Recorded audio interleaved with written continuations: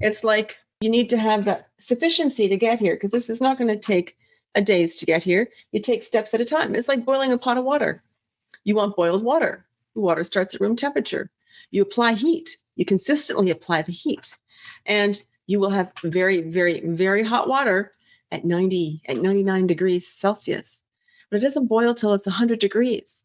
You have to have that extra little bit of energy for that extra little bit of time to have the sufficiency, because there's the law of sufficiency, to make the change. You don't want to stop, 2 steps from there. It may not do what it needs to do if you're doing a chemical equation. Very hot water, sometimes a little less than boiling water, is better for some style of teas. But if you really want to have boiling water, and I know altitude and different salt chemical compounds can adjust that number, but it does need to get to that certain amount, that extra few degrees, although it can be very, very hot. It's not boiling until it reaches 100 degrees Celsius. And it takes that extra bit of work and the extra bit of time. So you have to decide, how much are you willing to invest? What is your attitude towards working towards this? This system will work for you every single time. Are you going to allow it? Are you going to put your attention on it? Are you going to take action for it? Because when you do, just like you put money in the bank and your investment grows, it grows interest, it appreciates. You can appreciate over time to appreciate the result that you would love by leaning into that. So this all starts off back when I talked about earlier with the spiritual side of you. So if you don't believe that you have a spiritual side of yourself, you don't have that connection, you don't have that belief, lean into your soul. The entity that I see and talk to you and relate to you through email, on the telephone, through these videos, when we meet up for our calls, that is the humanness of you. That's just one part of you. The part of you that's infinite, that knows all things, that is aware of all things, that knows that everything is available because everything's already been created. We just need to get onto that vibration. You are in that now area with your human body. So connect to that spiritual side of you, because your spiritual side is perfect. Your DNA is perfect. It's a blueprint of who and what you are. And so don't tell me that you have this chromosome problem or that problem. That may be there listed in the physicalness of that. But with your mind, you can change that.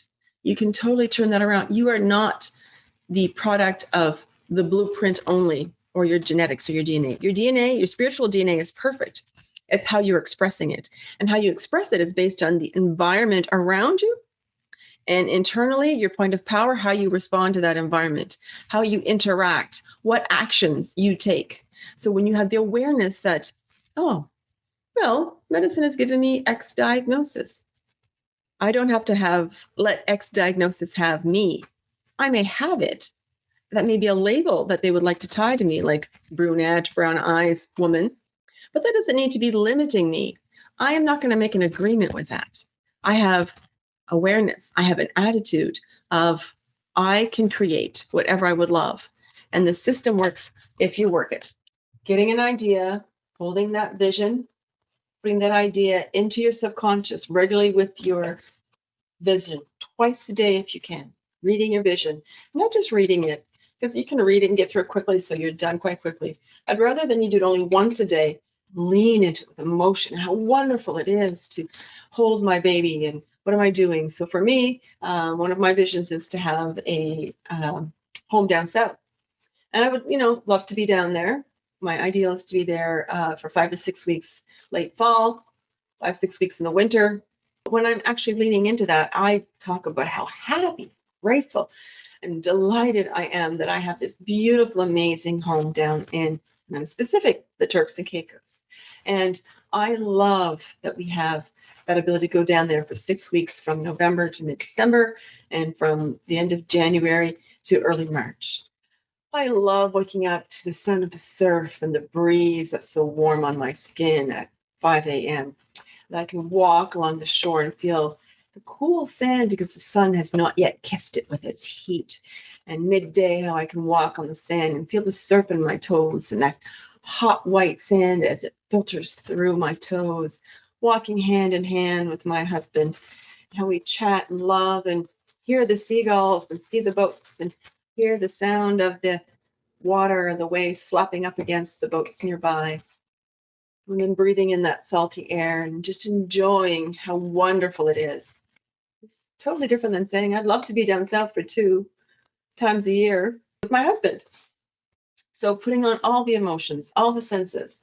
Yes, the senses can serve you well, but you're using them with your idea, not letting the paradigm, your habits that aren't serving you well, your knee-jerk reactions, those voices of, you can't do this, and it's not safe, and, oh, well, you're okay for now.